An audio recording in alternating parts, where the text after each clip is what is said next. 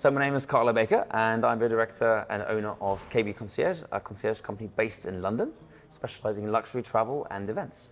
Excellent. Well, welcome to Meet the Best. I'd love to know, why did you decide to join Meet the Best? Look, I've never been to Meet the Best before, so I had high expectations and I was excited to see what it was about. I liked the fact that it was not one of these huge conventions with 1,000 of everything, and I think sometimes I've been to quite a lot of the big ones, and it put me off a bit because by the end of the time you feel overwhelmed, you miss 95% of the people, and I think it just isn't very efficient. I've realized coming out of it, and I thought it's a intimate 50 buyers, 50 sellers, and I thought that looks like a manageable amount over 3 days. And I was like, and it's a beautiful destination as well. So I was like, the destination was also a big pull. Haven't done much in Istanbul for a few years now, since COVID. So I was like, let me just refresh my memory and the contacts here, and let's see what happens. So I'm very happy I came. Excellent. And why would you recommend Meet the Best to suppliers and buyers? I think one thing I'd say is it's very organized, which I like. You know, you have an app, which is very well done. You see everyone on it. It's all been organized in terms of who you're meeting when. So everyone has an expectation, knows what you're coming for, who you are, what you're doing. The lunches and the socials in between are a really nice way to just casually meet. I know it's very organized, but it feels like a space you can actually talk and sell your business and actually receive information from someone. And it's a nice balance between leisure and fun. Yesterday evening was a lovely drinks reception at the Peninsula. Incredible new venue, I must say.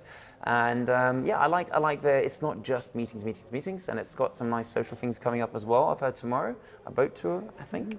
And so yeah, it's a nice balance between leisure, meeting people, and also business. So yeah. Great, excellent. And what are you seeing in your business? What destinations have been popular for events? So all our clients are London-centric, but since COVID, they've really gone all over the place. And now the non-dom situation in London and England has been an interesting one where clients have moved abroad. But I think we have our hotspots because we do travel and events, and we have a lot of fashion and entertainment clients. We normally do a lot in Ibiza, Mykonos every year. We do a lot in Miami. We've had an office for 4 years in Cape Town, so we do a lot of Africa travel, so safaris and villas. So those are kind of our hotspots.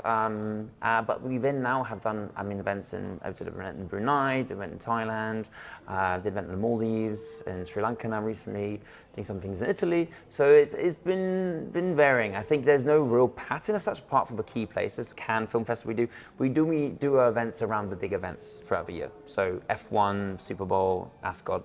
And that kind of brings together all the sort of services in some sort of shape and manner. So I guess those are the trends we've been seeing consistently. And it hasn't really changed much, even with COVID and Brexit. But we'll see what happens this year, 2025. Yeah, no, sounds very busy.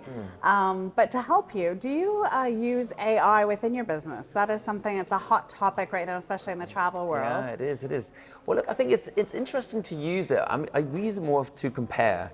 I must say that we obviously have a GDS system, so we book global travel, but certain things it's very good at, I find. Other things it's not very good at. It uses a lot of public sources, and sometimes, like, you know, public recommendation websites are good in some cases, like for restaurants potentially, to compare what we've got and what is actually currently trending.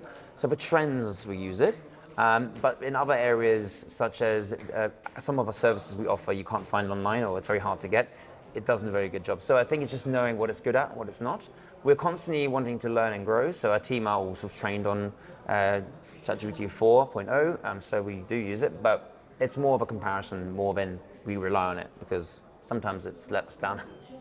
But still, it's growing, isn't it? It's developing still. So. Great. Well, thank you so much. Thank you for your time. I appreciate it. Thank you.